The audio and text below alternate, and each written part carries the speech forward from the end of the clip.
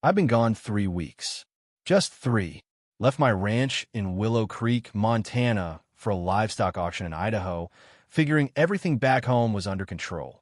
I had a guy checking on the animals, keeping the irrigation running. The far west, into my property? It's just open land in the summer, nothing to worry about. Or so I thought. When I rolled back onto my dirt driveway, tires crunching, I followed the path toward the fence line and froze. Music blared some pop garbage.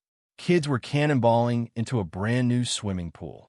Adults lounged under a fancy cabana, flipping burgers. A sign flapped in the breeze. Silver Pines, HOA members only. My truck skidded to a stop. I stared jaw tight. They'd built a whole damn pool clubhouse on my land tiki bar.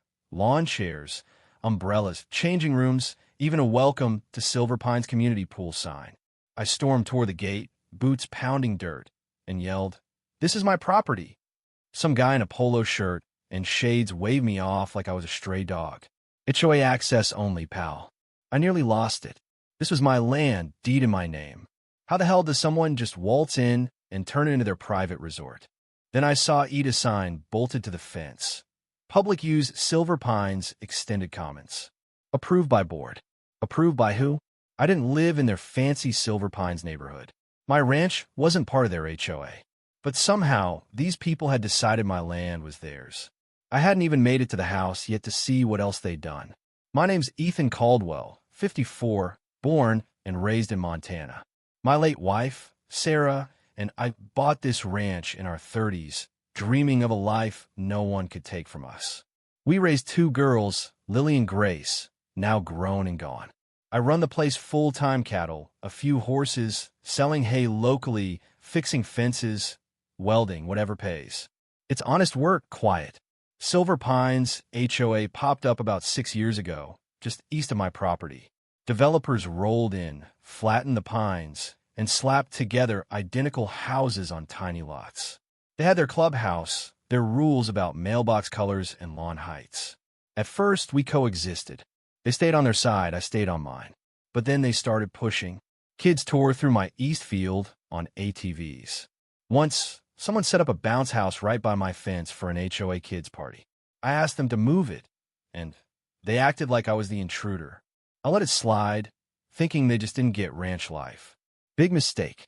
A few months back, a new HOA president took over Margaret Hensley. She was all smiles and sharp edges, always in crisp blouses, clutching a clipboard like a weapon.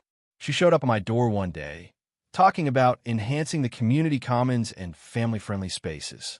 I told her flat out my land wasn't part of Silver Pines, that the property lines were clear. She handed me an envelope, said, "We'll keep that in mind," and left. I tossed it on the counter, unopened. I had calves to feed, pipes to fix. Weeks later, I left for Idaho. Checked in with my ranch hand, Tom, every few days. He said everything was fine, cows fed, hay stacked. But standing there, staring at a pool full of strangers on my land, I knew something had gone horribly wrong. I sped back to the house, dust trail in my truck. Inside, the kitchen was a mess mail overflowing, the envelope from Margaret ripped open. Inside was a land use agreement with my signature on it. Except I'd never signed it. Someone had forged it. There were also HOA minutes claiming they'd voted to extend public property onto my unused pasture. Unused? I stormed to the back barn and stopped dead. A shiny new building stood there, painted green and white, with a sign, Silver Pines Pool Clubhouse. Grand opening Saturday. My hay bales were gone, replaced by parking signs. I opened the barn door, expecting my tools to be missing. Instead, I found stacks of folding chairs, pool noodles, and a fridge labeled HOA use only. My barn, my space, turned into their storage shed. Footsteps crunched behind me. I spun around, and there was Margaret, cool as ice in her blazer, clipboard in hand. "Mr. Caldwell, you're back early." My fist clenched. "What the hell did you do?" She glanced at her papers. "You didn't contest the land use request. The board approved it." I stepped closer. "This is my land." She smirked. "You should have read your mail." Then I heard Ida police siren, closing in fast. Margaret slipped away, and I realized this was about to get uglier. The squad car pulled up. 2 cops stepped out, Officer Harper, a local I knew, and a younger guy, stiff and stone-faced. Harper looked uneasy. Got a call about trespassing, Ethan. Trespassing? On my own damn ranch? The young cop jumped in. Are you Ethan Caldwell? The Silver Pines HOA says you're threatening their board and entering their property. I laughed, bitter. They built a pool on my land. I've got the deed inside. Been here 22 years. Harper held up a hand. You saying you didn't sign anything? Not a thing. They forged my name. We went to the house. I showed them the deed, the fake agreement, everything. Harper's face hardened. This signature doesn't match your license. We'll need a surveyor, maybe the DA. The young cop grumbled about protocol, but Harper shut him down. Nobody's arrested today. They left, telling me to get a lawyer. That night, I sat in the dark, the distant splash of kids in my pool echoing. I called an old friend, Jack Riley, a property lawyer. Left a voicemail. Jack, it's Ethan. The HOA built a pool on my ranch while I was gone. Forge my name. I need you. Next morning, I met Jack in town. He leaned back, beard thick, eyes sharp.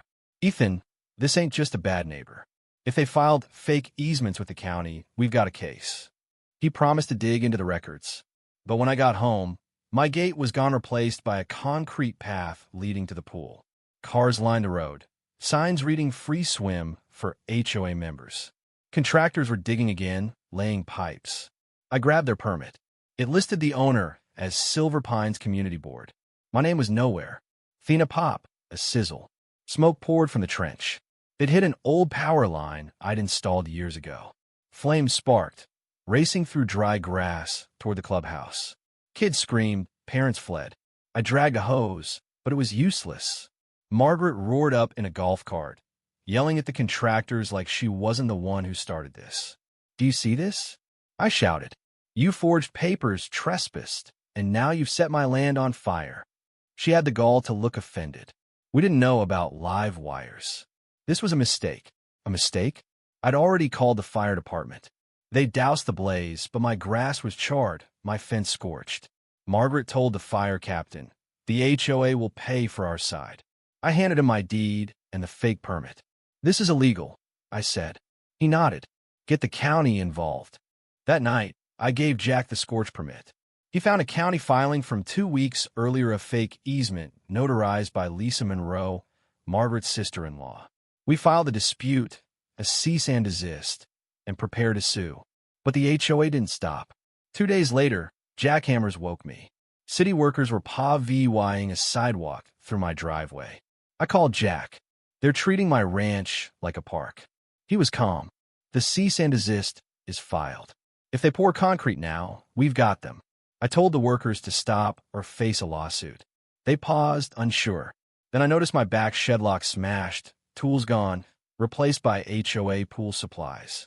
I hurled their crate into the dirt, life vests and signs scattering. Jack called later. They filed a zoning request 3 months ago, claiming they were in talks with you. They've got friends in land office.